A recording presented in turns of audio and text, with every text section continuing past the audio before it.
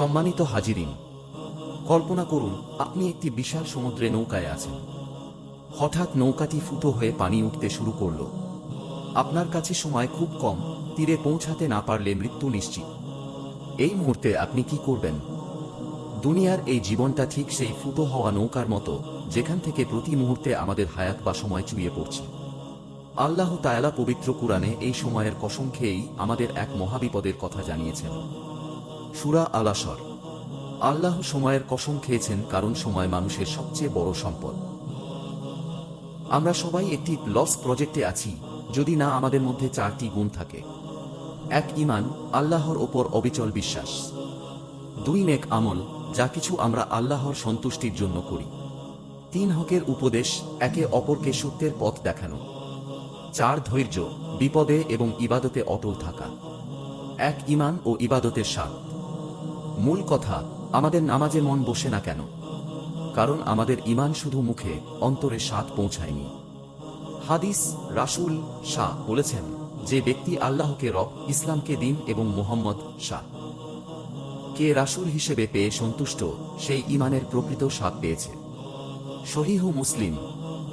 আহ্বান, ভাই সকল, আসুন নামাজকে বোঝা মনে না করে প্রেমের মিলন মনে করি। জামাতের সাথে 5 ওয়াক্ত নামাজ আপনার ঈমানকে সজীব রাখবে। 2. মা বাবার খিদমত, জান্নাতের চাবিকাঠি। বনি ইসরায়েলের সেই 3 যুবক পাহাড়ের গুহায় আটকে গিয়েছিল। বিশালাকার পাথর তাদের বের হওয়ার পথ বন্ধ করে দেয়।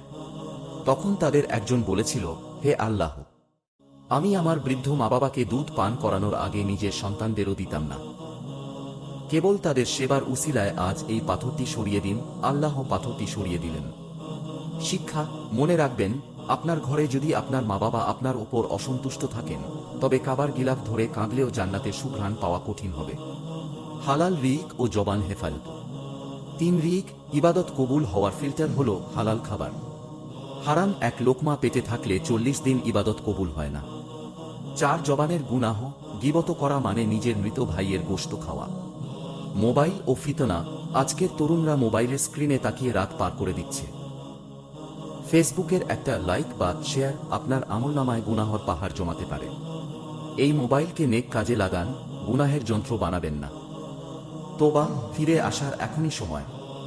আশার বাণী, শয়তান আমাদের বলে, তোর তো অনেক গুনাহ, আল্লাহ তোকে মাফ করবেন না, এটা মিথ্যা। আয়াত, লা তাকনাতু মির রাহমাতিল্লাহ, আল্লাহর রহমত থেকে নিরাশ হয়ো না। আপনি সাগরের ফেনা পরিমাণ গুনাহ করলেও আল্লাহর ক্ষমা তার চেয়েও বড়। আজকের মজলিস থেকে 3টি ওয়াদা নিয়ে যাই। নামাজ ত্যাগ করব না। হারাম রিক ও গীবত থেকে বাঁচব। মা বাবার সাথে উফ শব্দটিও বলবো না। মোনাজাত, হে আল্লাহ, আমাদের জীবনের গুনাহগুলো মাফ করে দিন। আমাদের মা বাবাকে জান্নাতুল ফিরদাউস নসিব করুন। হে আল্লাহ, ফিলিস্তিন সহ সারা বিশ্বের মজলুম মুসলমানদের আপনি সাহায্য করুন। আমাদের এই দেশ ও জাতিকে শান্তিতে রাখুন। আমিন।